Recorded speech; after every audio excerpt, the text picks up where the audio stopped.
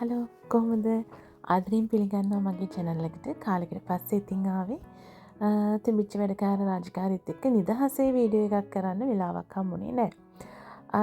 මේ වැලන්ටයින් එක කිට්ටු කරලා ගියා කොස්කෝ එකේ පොඩි shopping එකක් දාන්න. එතකොට දැක්ක මල් ටිකක් හරිම ලස්සනයි. මල් වලට ඉතින් කවුද ආස නැත්තේ?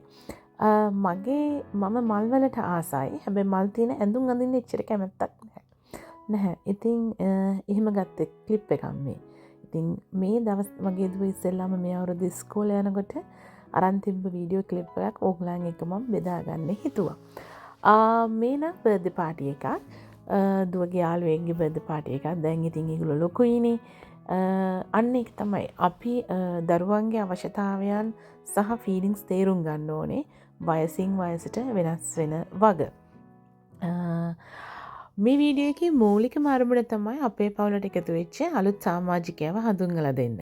ඉතින් මේ යන්නේ අපි අලුත් සමාජිකයව එක්කන් එන්න. එයාව විකුණන්න දාලා තිබ්බේ බීර කෙනෙක්ගෙන්. එයාගොල්ලෝ ඉන්නේ ටෙරග්ලවුන් වල. ඉතින් අපේ ගෙදර ළඟ ඉඳන් පැය 2කමාරක ඩ්‍රයිව් එකක්. යන්නයි එන්නයි දෙකටම ඇත්තටම පැය 5මාරකට විතර කිට්ටු වෙන්න ගියා. ඉතින් අපි ආව ඔන්ලයින් විකුණන්න දාලා තිනකොට පින්තූරකින් තමයි දැක්කේ. ඊට පස්සේ එයා පාට දෙකක එක්කෙනෙක්. ඉතින් මගේ දුවගේ ඉල්ලීමක් මේක. එයාගේ බර්ත්ඩේ එකට මෙයාව ඕනි කියලා දැන් අවුරුදු 2ක් තිස්සම ඉල්ලනවා. ඉතින් මෙයාව හිතට ඇල්ලුවා අපිට. අපි ගියා. ඇත්තම කියනවා නම් මේක හරිම සුන්දරයි. සතෙක්ව ගෙදර ඇති කරනවා කියන්නේ ඒක තෙරපි එකක්. මට කිසිම එක්ස්පීරියන්ස් එකක් මගේ ලයිෆ් එකේ තිබුණේ නැහැ සතෙක් ඇති කරලා කිසිම. මම සතුන්ට ආදරෙයි. හැබැයි මම ඒ රෙස්පොන්සිබිලිටි එක ගන්න කැමැත්තක් තිබුණේ නැහැ. කොහොම හරි මම මේක එකතකින් කියන්න කැමතියි දිට්ඨ ධම්ම වේදිනිය කර්මඵලය කියලා. මොකද සත්තු ඇති කරන මගේ යාළුවන්ට මම ගොඩාක් දොස් කියලා තිනවා. ඒගොල්ලෝ ගොඩාක් ළඟින් ඒ සත්තුන් ඇති කරනවා පවුලට, පවුලේ සමාජිකයෙක් විදියට ඒ විදියට. මට ඒක දැනුනේ සුදුසු නැති කාර්යයක් විදියට. ඒ දෙගොල්ලෝ වෙන් වශයෙන් තියාගන්න ඕනි කියලා. නමුත් මෙයා ආවට පස්සේ ඒක ඇත්තටම අධ්‍යාත්මිකව දැනිච්ච දෙයක්. පුදුම විදියට මෙයා එකතුයි මාත් එක්ක. හරි ආදරෙයි මට. මන් නැතුව ඉන්නේ නෑ. පස්සේ අපිට මෙයාගේ ඩොක්ටර්ගෙන් වෙට්කින් හම්බෙච්ච ඇඩ්වයිස් එක සහ ඇති කරන අයගෙන් හම්බෙච්ච ඇඩ්වයිස් එක තමයි ටිකක් ඈඩ් කරලා තියන්න. නැත්තම් මෙයාට සාංකා වෙන්න පුළුවන්. මොකද අපි වැඩට යනවා, අපි එළියට යනවා. හැම වෙලෙම මෙයාව එළියට ගෙනියන්න බෑ අපිත් එක්ක. එතකොට මෙයා අඬලා එහෙම වෙයි කියලා. හැබැයි ඒක වෙලක් තියෙනවා. මොකද මෙයා දවසම කන්නේ නැතුව ඉන්න වෙලාවල් තියෙනවා අපි ගෙදර නැති වෙලාවට. ඉතින් දවසට එකපාරක් හරි රවුමක් ගෙනියන්න ඕනේ. ඉතින් එකපාර අපි හදාගෙන තියෙන්නේ උදේට දුවව ඉස්කෝලේට ඩ්‍රොප් කරන්න යනකොට මෙයාත් යනවා.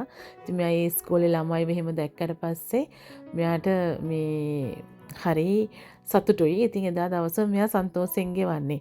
ඊට පස්සේ මෙයා බලාපොරොත්තු වෙන්නෙත් නෑ අපිත් එක්ක එළියට යන්න ඕනේ කියලා. ඉතින් මෙයා ඇවිදිනවට වැඩිය ඇත්තටම කැමති වාහනේ යන්න.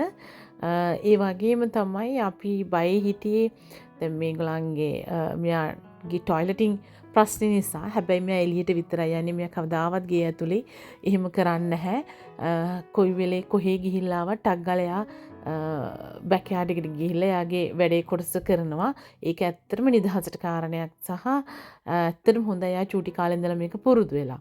ඉතින් මම සති 8න් තමයි මෙයාව ගත්තේ. ඒක තමයි විකුණන වයස. මොකද ඉන්ජෙක්ෂන් දෙකක් ගැහුවට පස්සේ තමයි මෙයාව විකුණන්න පුළුවන්. ඉතින් දැන් මාස 4ක් වෙනවා මෙයාට. මෙයාගේ නම එඩි.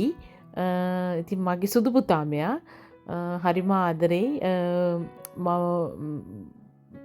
ඇත්තටම බැඳීමක් වෙලා තියෙන්නේ. මම එච්චරම එහෙම බැඳීම් වලට කැමති කෙනෙක් නෙමෙයි. ඇත්තටම දැන් මෙයාත් එක්ක බැඳීමක්. මම විශ්වාස කරන්නේ යාට කතා කරන්න බෑ. යාට කවුරුත් නැහැ. අම්මා තාත්තා නැහැ. ඉතින් අපි තමයි හැමදේටම ඉන්නේ කියලා. ඉතින් ආදරෙන් රැක බලා ගන්නවා. එයාත් අපිට හරිම ආදරෙයි. හැම වෙලෙම අපි ගැන හොයලා බලනවා. අපි 3 දෙනා කාමර 3ක වැඩක් කරාත් එයා දොර වහගෙන හිටියත් බාත් รู එකේ හිටියත් ලැබිලා අඬනවා. එයාට දැක්කේ නැත්තම්. ඉතින් එයා හරිම මේ ඇටච් පවුලේ අයත් එක්ක. එයා විසිටර්ස් වලට කැමති නැහැ. එයා ගෙදරට කවුරුත් එනවට කැමති නැහැ. එයා පාඩුවේ ඉන්නවා. එයාගේ ඩිනර් එක 6ට අරගෙන 10ට නිදා ගන්න එක්කෙනෙක් එයා. සම්පූර්ණ ෆුල් නයිට් එකක් එයා හොඳට නිදා ගන්නවා. අපි නැගිටිනකොට විතරයි නැගිටින්නේ එයා. එයාට මගදී টয়ලට් එකට යන්න ඕන නම් එයා ඇවිල්ලා කතා කරනවා අපිට දොර අරින්න.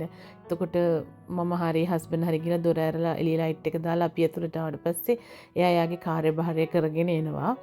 ඉතින් ඒ වගේ හරි හොඳට හැදිච්ච සතෙක් හරිම ආදරෙයි මම. මොකද මේ ඇත්තටම කරදරයක් නැහැ. කියලා දැන් උනත් මේ වීඩියෝ එක කරද්දී හොඳට නිදි. යාගේ නැප් එක ගන්න වෙලාව. කෑම ඕන නම් ඇවිල්ලා ලෙව කනවා. එයාට ඒ වෙලාවට විතරයි. එයා සෙල්ලම් කරන්න තමයි ගොඩාක් අපිට අඬ ගහන්නේ. ඉතින් බෝලයක් අරගෙන හිට මෙහෙට කරකවල සෙල්ලම් කරනකොට එයා හරි ආසයි. ඒ වගේම තමයි එයා හිටිය ලොකු අත්තක ඒ බ්‍රීඩ් එයාගේ ලොකු ප්‍රොපර්ටි එකක් තියෙනවා. ඉතින් මෙයාට ගොඩ ඉඩ කඩ තිබ්බ එක්කෙනෙක්. දැන් ඉතින් පොඩි තැනකනේ මෙයා සෙල්ලම් කරන්නේ. හැබැයි අපි හරියට විඳිනවා එයාගේ දේවල්. එකක් මට බල්ලෙක්ගේ එහෙම එක්ස්පීරියන්ස් එකක් නැති හින්දා. ඉතින් ඒ අලුත් සමාජිකයව හඳුන්වා දෙන්න තමයි මේ වීඩියෝ එකේ මූලික අරමුණ. එහෙනම් ගිහිල්ලා එන්නම්.